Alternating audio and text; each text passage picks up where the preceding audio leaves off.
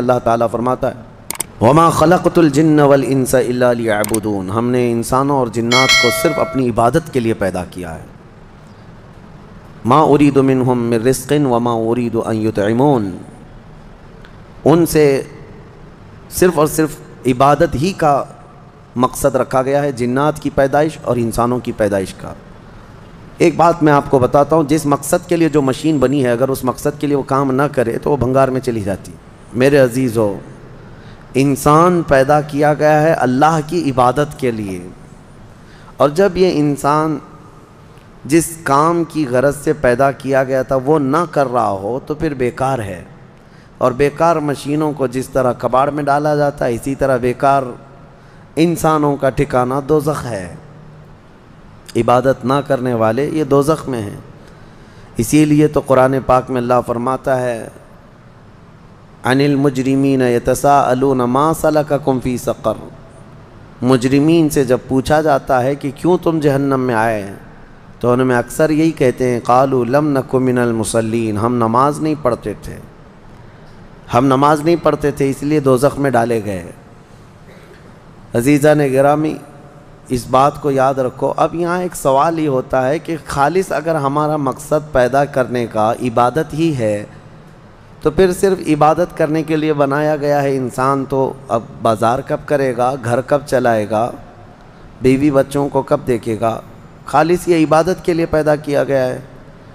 تو پھر باقی سارے کام جو کر رہا ہے اس کا کیا ہے؟ میں آپ کو بتاتا ہوں۔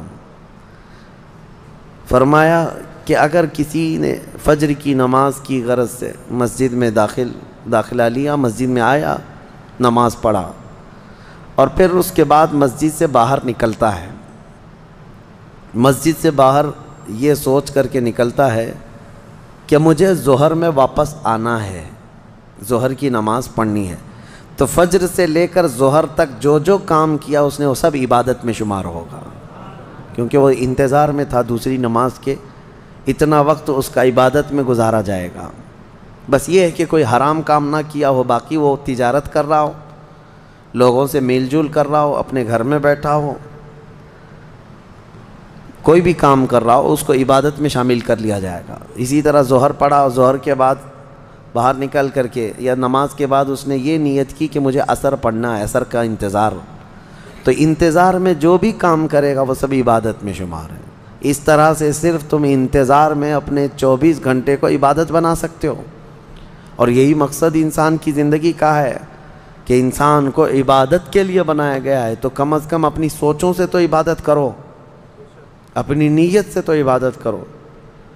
آپ یہاں بیٹھے ہیں، بلکہ اللہ کریم کا یہ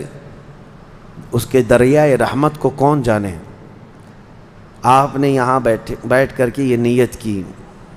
کہ مجھے اس سال حج پہ جانا ہے انشاءاللہ۔ اب اسباب ہیں نہیں ہیں یہ الگ بات ہے، آپ نے بھی ارادہ کیا کہ مجھے حج پہ جانا ہے، تو یہ جو تمہارا عزم تھا، جو نیت کی تھی، حج کب جاؤ گے یہ بات کی بات ہے، لیکن نیکیاں ابھی سے شروع ہو جائیں گی، اس کو انتظار حج میں شمار کر کے یہ فرمایا جائے گا کہ حج کے انتظار میں عبادت میں ہے یہ۔ تو کیوں نہ ہم اس طرح کے بڑے کام جو رضائے الہی کے ہیں نیت کیوں نہ کر لیں؟ اللہ تبارک و تعالی جب طاقت دے گا حج کریں گے، جب طاقت دے گا رب تبارک و تعالی مدینے جائیں گے، جب طاقت دے گا رب تبارک و تعالی ہم 100 رکعت نماز پڑھیں گے، ختم قرآن کریں گے، جہاد فی سبیل اللہ کریں گے۔ یہ سب وہ نیتیں ہیں کہ اگرچہ آدمی ابھی نہیں کر رہا ہے لیکن ان کاموں کے انتظار میں ہے تو وہ عبادت میں شمار ہو گیا۔ بہرحال اللہ تعالی ہمیں فضول واہیات سے محفوظ فرمائے۔